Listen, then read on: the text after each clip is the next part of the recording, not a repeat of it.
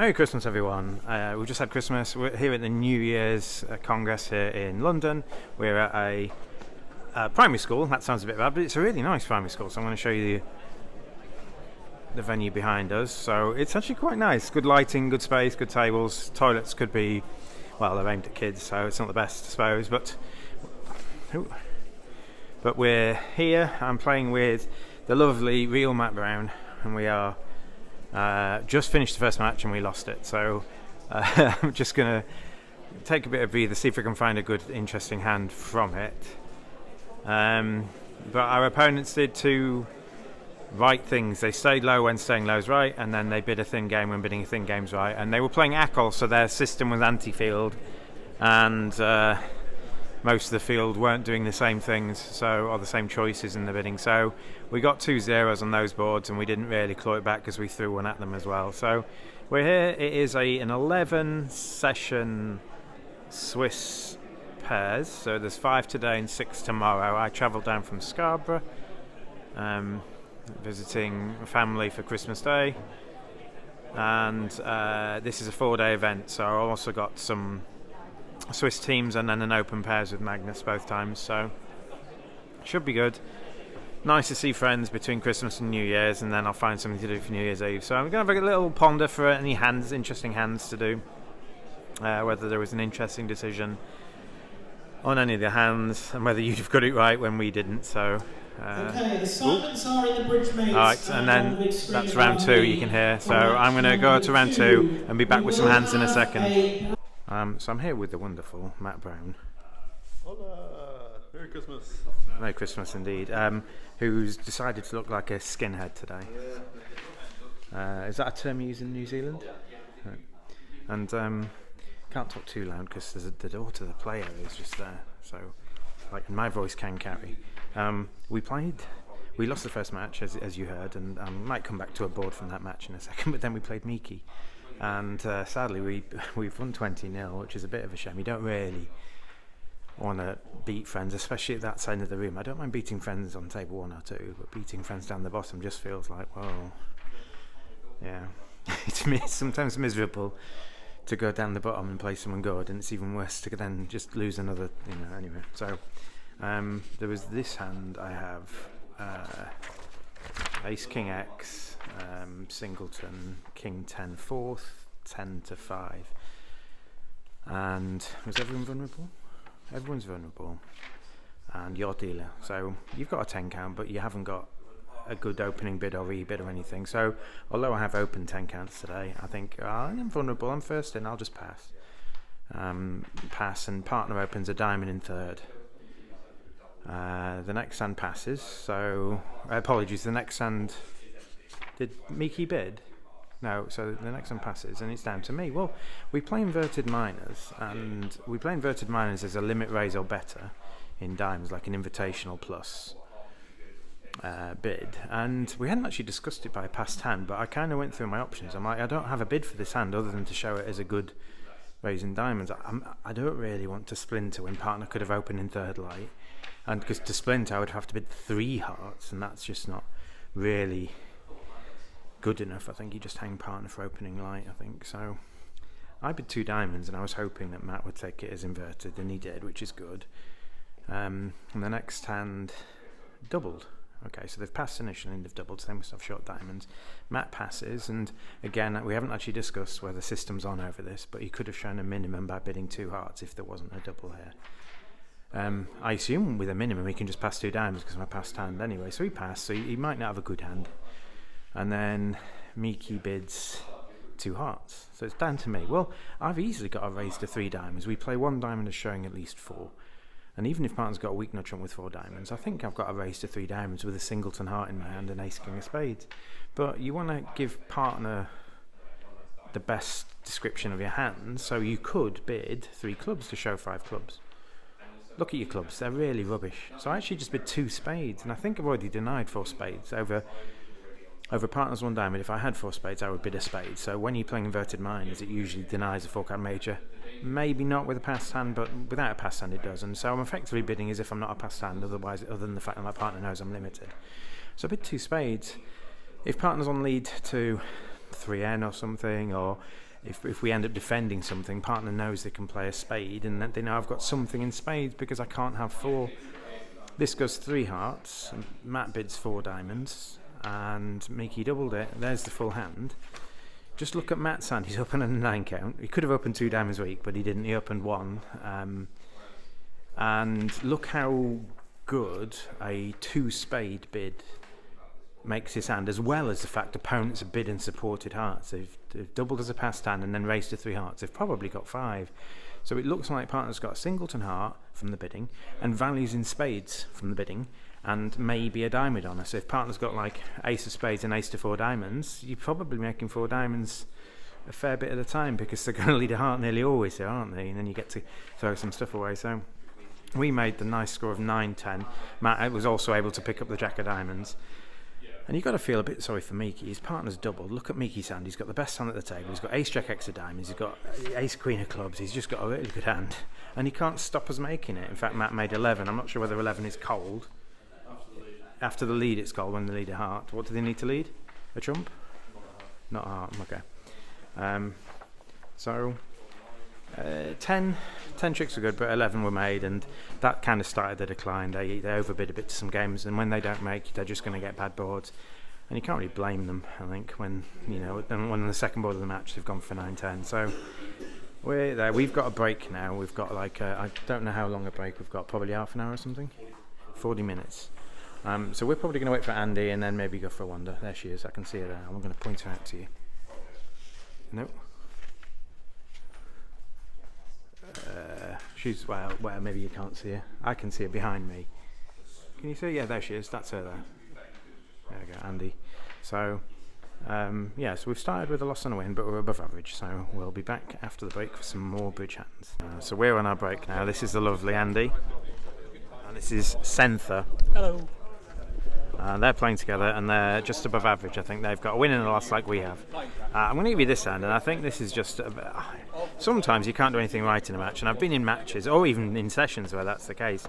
This is your hand. Just see if we remember. You've got ace jack to 4, queen third, singleton, ace jack to 5, and they open a diamond on your right, so you do a takeout double.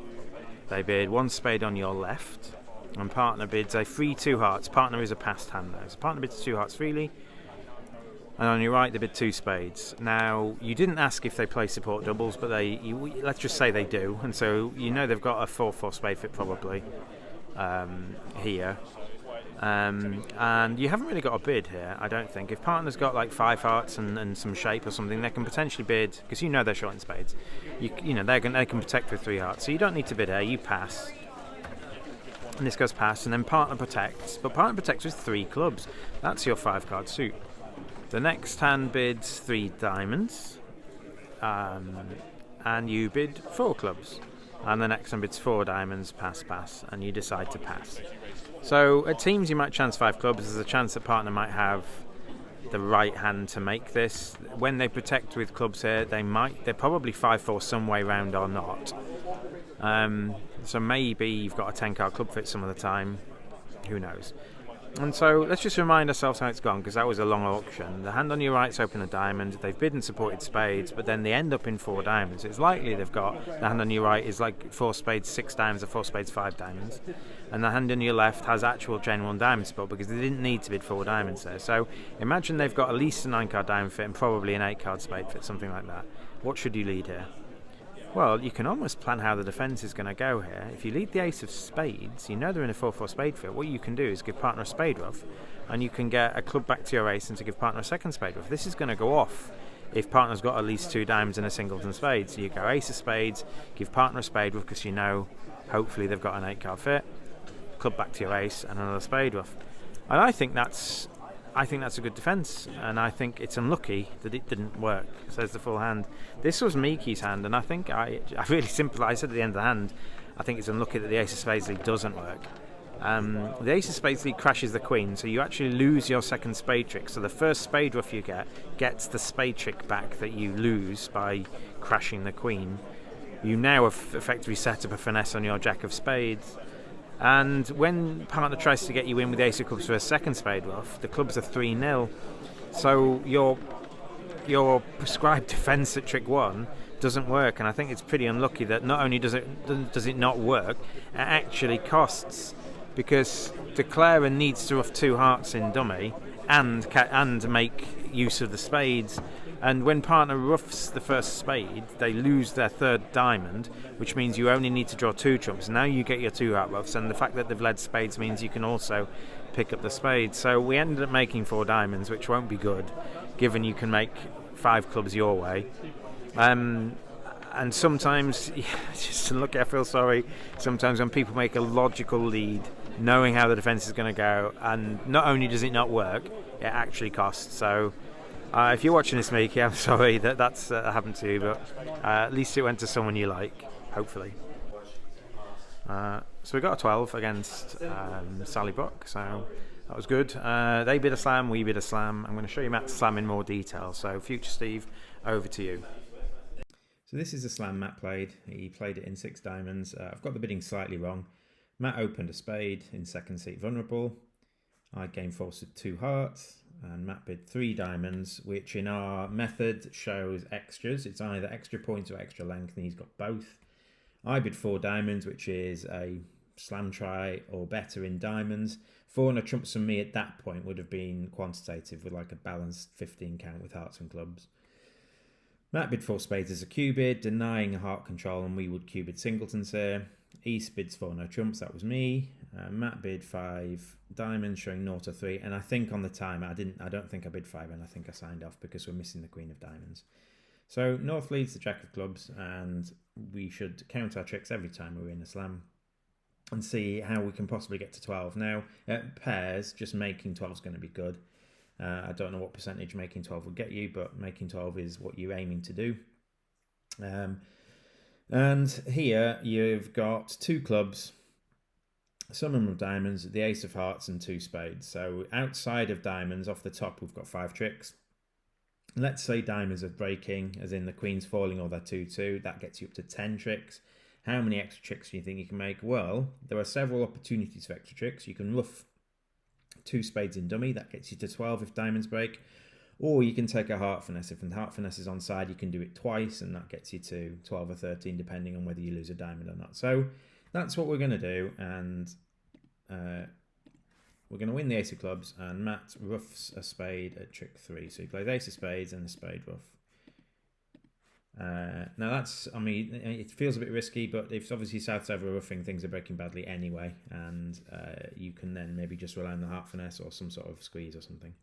But that was roughed, and now we're going to test the diamonds. So how did the diamonds break? Ace of diamonds, small diamond.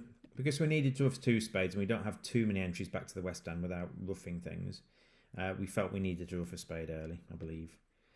And diamonds break. That's really good. Woohoo! So let's recount our tricks now. We've got 5 tricks already, and we're going to make another 3 diamonds in the West End, a spade rough in the East End, that's 4, the king of spades, the king of clubs, and the ace of hearts, that's 7. So we've got 7 of the remaining 8 tricks. We're going to make 12 tricks. So now we set our sights to making 13. What possible lines are there to make 13? Well, the easiest one is spades breaking. If we rough another spade, if spades are originally 4-3, we've got 13 tricks. So that's what we're going to do. We're going to rough a spade.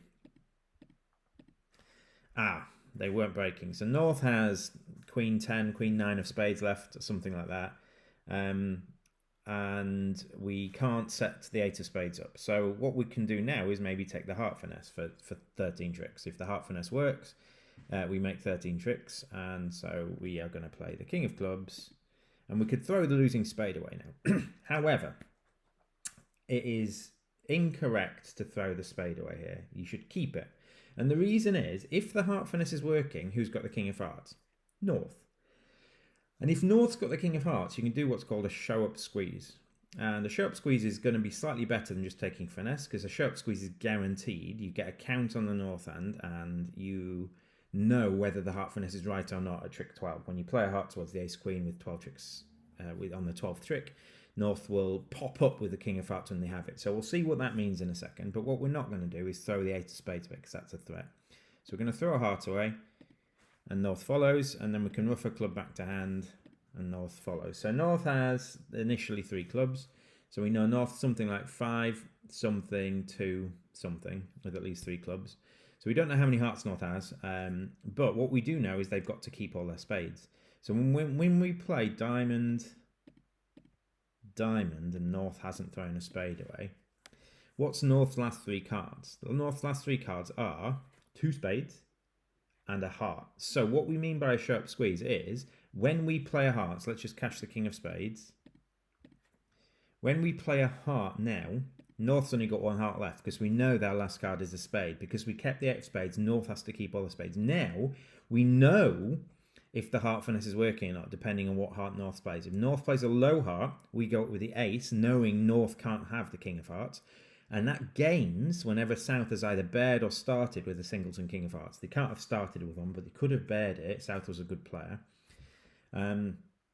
Or it pops up, and it popped up. So, obviously, 13 tricks are there. You could just take some heart finesses. You didn't need to have all the spades or anything like that. 13 tricks are there for a lot of people. But good technique meant Matt would have made it when,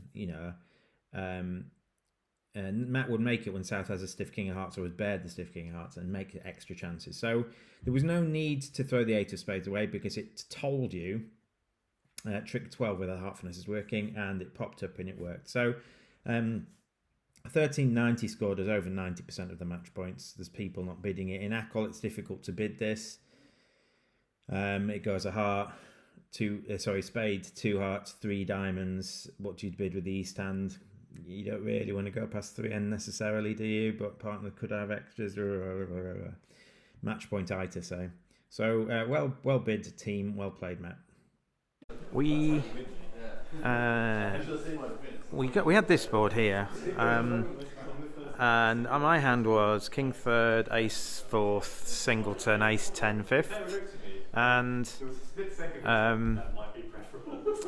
you're first to bid, I think. I can't remember the colours, but you open 1 club, partner bids 1 heart, it's getting a bit noisy, and you race to 2 hearts. Because you've got 4. Now, you're going to race to 2 hearts sometimes when you've got 3, but you'll have 4, like most of the time, like 70% of the time maybe.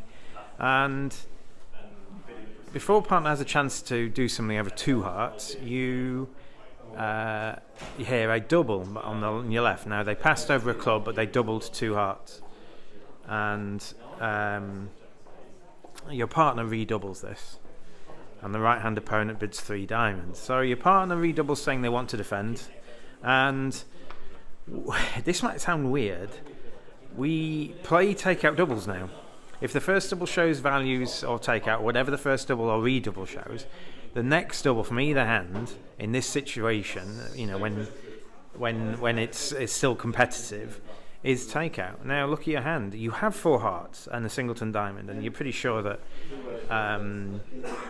you're making at least a heart part score. But you might not have 4 hearts on. Hearts might be breaking poorly, and you do have quite a defensive hand. You've only got an 11 count now, but partner said they've got values, they want to defend something, and they're not going to want to defend everything, but maybe partner's something like 4-4-4-1 or something like that. He won't be exactly that. He might have responded a diamond with that, I don't know. But maybe partner's got 5 hearts, maybe partner's 4-5-4 nil or 4-4-3-2 or something, I don't know. But basically, partners like to be short in one suit, and the suit partner's short in his clubs.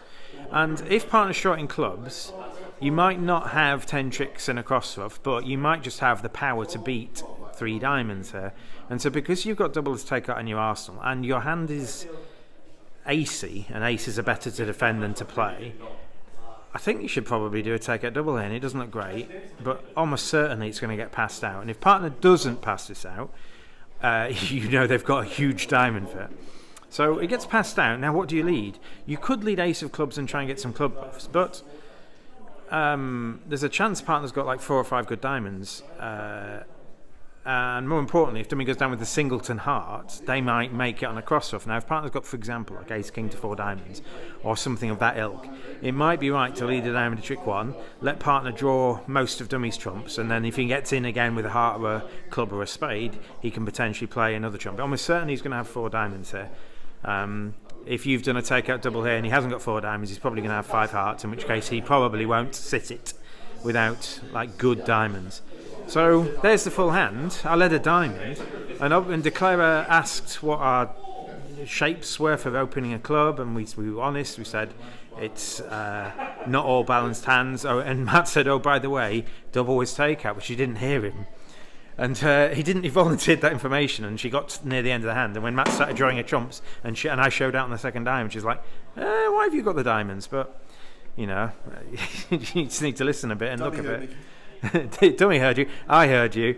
But I'm not sure it matters. We got 800 there. I think maybe other lines might be, yeah, maybe 500, 300. But as long as we get 300, we're winning the board because people are going off in full hearts. So 500 is good, 800 is brilliant. So you have this hand. You have, I can't remember. But the more important thing is you've got King 8, 7 of diamonds. You've got 3 small hearts, King of spades, and some small clubs. So you're something like, I can't remember the exact hand, but you're something like King to 3, 3 low, King to 3, 4 low, something like that. And Andy's going to get me some hand record. She has. Okay, so you've got that, and the auction goes with you and your partner silent. Thank you, Andy. Isn't she lovely? Get me some hand records. So the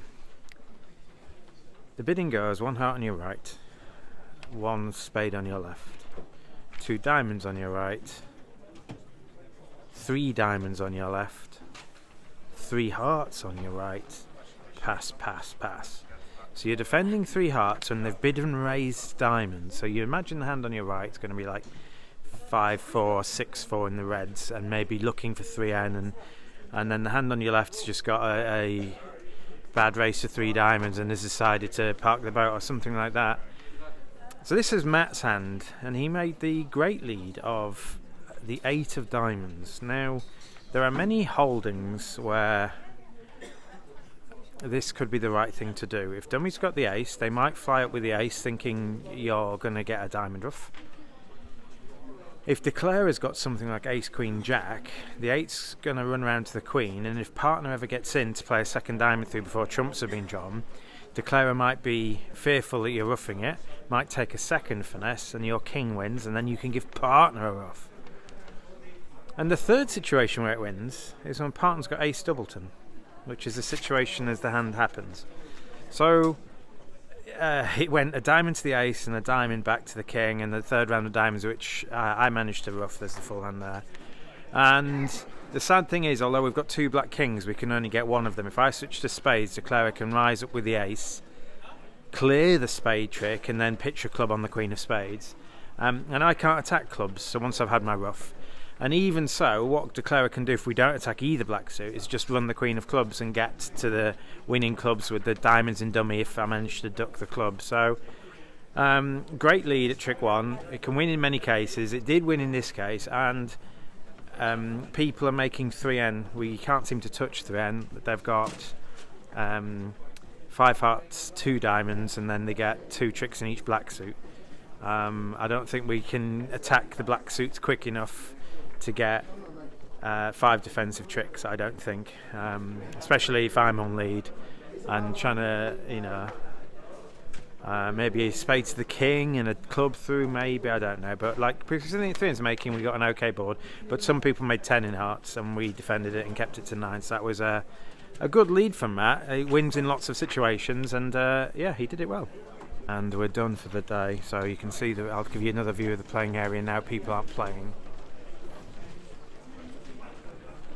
We've got about 40 tables, I think, something like that, 38, 39 tables. And today we've won 4 out of 5. We had 1 small win, 3 big wins, and a medium loss. So as it stands, it says we're 3rd, but there's some scores to come in. So my guesses will be something like 6th or something. I'll show you the leaderboard. So the defending champions are leading. They're about 5 VPs ahead of us, and then there's a European pair in second, and Andy's up there as well. Andy, if she wins her match, she's done actually, maybe she didn't win it, but yeah, Magnus is in the middle of the pack. Some other people you must know and love are up there. I mean, we love Stefano, he's leading, so maybe at some point tomorrow we'll play him, and tomorrow there's 6 more matches. So where's Andy? Oh, I can't see her. She's not on the list. Oh no, she's 5th. So she's 3 VPs behind us. So maybe at some point tomorrow we'll play Andy as well. So that'd be nice. I've never played against Andy. So we're going to go to Five Guys because we like to know how many people are cooking our food. Maybe. And I will be back for tomorrow for the next video. I know it's the same event tomorrow. I generally try to do one day's play as one video, so that's what you're getting, and that's what you know and love from good old Steve. And looking for people to get thumbnails of. I might ask the director. Maybe you'll see him as the thumbnail. And I'm running out of people, so if you see me and you want to be on YouTube and you do see me in an event, I try to get a different person every video. So come and say hi and take a picture of me and smile cheesily.